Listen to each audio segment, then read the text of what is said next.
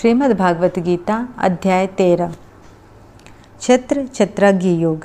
त्रयोदश अध्याय में क्षेत्र क्षेत्रज्ञ का वर्णन करते हुए श्री भगवान कहते हैं कि हे अर्जुन, यह शरीर क्षेत्र इस नाम से कहा जाता है और इसे जो जानता है उसको ज्ञानी जन क्षेत्रज्ञ कहते हैं। हे अर्जुन, तू सब क्षेत्रों में क्षेत्रज्ञ अर्थात जीवात्मा में मुझे ही जान और क्षेत्र क्षेत्रज्ञ को अर्थात विकार सहित प्रकृति का और पुरुष का जो तत्व से जानना है वह ज्ञान है, ऐसा मेरा मानना है। सब चराचर भूतों के बाहर भीतर परिपूर्ण है और चर अचर भी वही है और वह सूक्ष्म होने अविज्ञेय है तथा अति समीप में और दूर में भी वही स्थित है। संसार उत्पन्न करने में हेतु प्रकृति है, सुख दुख के भोक्तापन में हेतु पुरुष है। जो संसार में जीव उत्पन्न होता है वे क्षेत्र क्षेत्रज्ञ के संयोग से ही उत्पन्न होता है। श्री भगवान बोले, हे अर्जुन, यह शरीर क्षेत्र इस नाम से कहा जाता है और इसको जो जानता है उसको क्षेत्रज्ञ इस नाम से उसके तत्व को जानने वाले ज्ञानीजन कहते हैं। हे अर्जुन, तू सब क्षेत्रों में क्षेत्रज्ञ अर्थात जीवात्मा भी मुझे ही जान और क्षेत्र क्षेत्रज्ञ को अर्थात विकार सहित प्रकृति का और पुरुष का जो तत्व से जानना है वो ज्ञान है, ऐसा मेरा मत है। वह क्षेत्र जो और जैसा है तथा जिन विकारों यह क्षेत्र और क्षेत्रज्ञ का तत्व ऋषियों द्वारा बहुत प्रकार से कहा गया है और विविध वेद मंत्रों द्वारा भी विभाग पूर्वक कहा गया है तथा भली भांति निश्चित किए हुए युक्ति युक्त ब्रह्म सूत्र के पदों द्वारा भी कहा गया है। 5 महाभूत अहंकार, बुद्धि और मूल प्रकृति भी तथा 10 इंद्रियां, 1 मन और 5 इंद्रियों के विषय अर्थात शब्द, स्पर्श, रूप, रस और गंध तथा इच्छा, द्वेष, सुख दुख, स्थूल देह का पिंड, चेतना और घृति, इस प्रकार विकारों के सहित यह क्षेत्र संक्षेप में कहा गया है।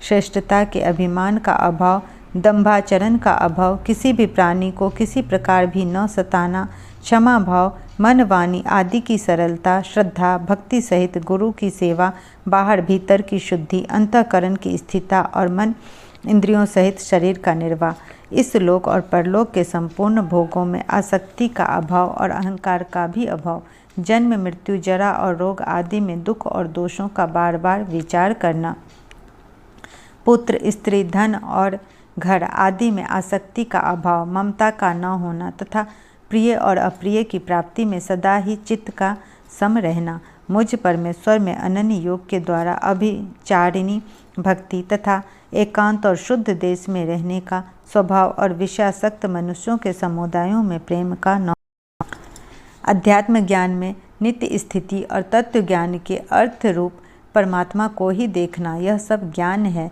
और जो इससे विपरीत है वह अज्ञान है, ऐसा कहा है। जो जानने योग्य है तथा जिसको जानकर मनुष्य परमानंद को प्राप्त होता है उसको भली भांति कहूँगा। वह अनादि वाला परम ब्रह्म न सत्य ही कहा जाता है न असत्य। वह सब ओर हाथ पैर वाला, सब ओर नेत्र सिर और मुख वाला तथा सब ओर कान वाला है, क्योंकि वह संसार में सबको व्याप्त करके स्थित है। वह संपूर्ण इंद्रियों के विषयों को जानने वाला है, परंतु वास्तव में सब इंद्रियों से रहित तथा आसक्ति रहित होने पर भी सबका धारण पोषण करने वाला और निर्गुण होने पर भी गुणों को भोगने वाला है।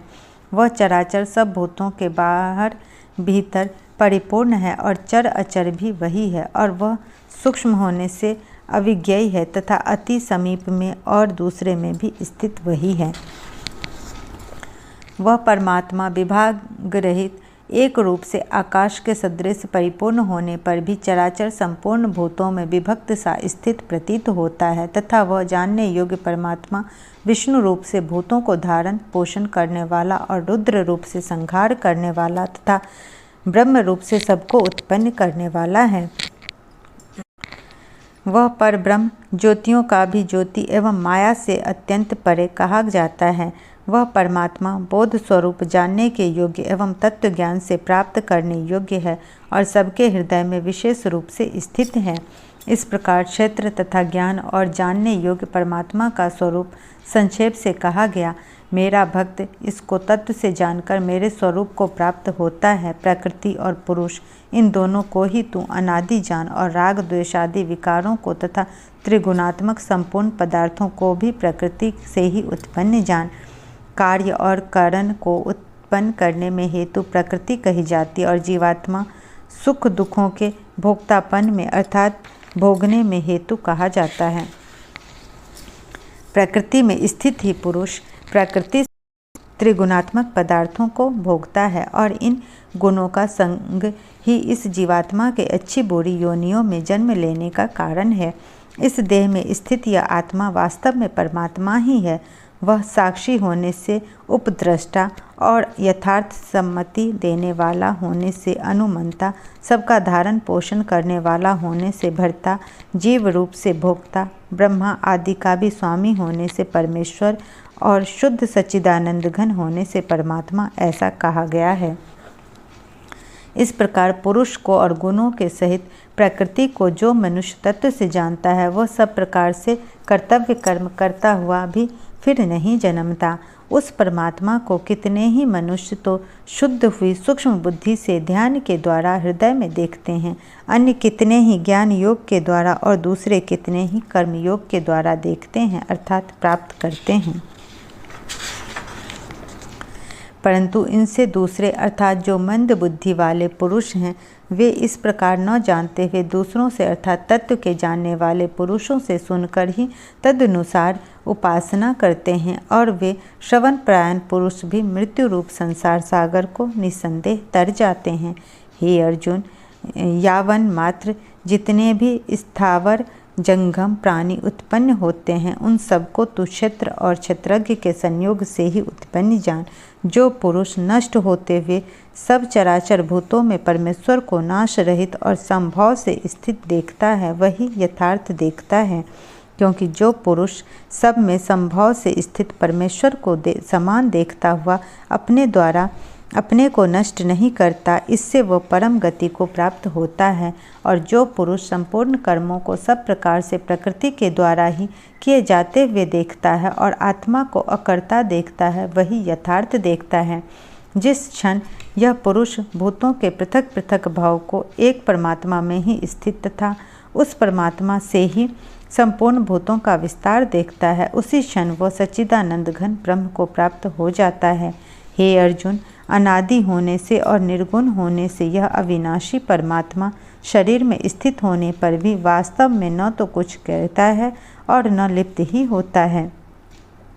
जिस प्रकार सर्वत्र व्याप्त आकाश सूक्ष्म होने के कारण लिप्त नहीं होता, वैसे ही देह में सर्वत्र स्थित आत्मा निर्गुण होने के कारण देह के गुणों से लिप्त नहीं होता। हे अर्जुन, जिस प्रकार एक ही सूर्य इस संपूर्ण ब्रह्मांड को प्रकाशित करता है, उसी प्रकार एक ही आत्मा संपूर्ण क्षेत्र को प्रकाशित करता है। इस प्रकार क्षेत्र और क्षेत्रज्ञ के भेद को तथा कार्य सहित प्रकृति से मुक्त होने को जो पुरुष ज्ञान नेत्रों द्वारा तत्व से जानते हैं वे महात्मा जन परम ब्रह्म परमात्मा को प्राप्त होते हैं।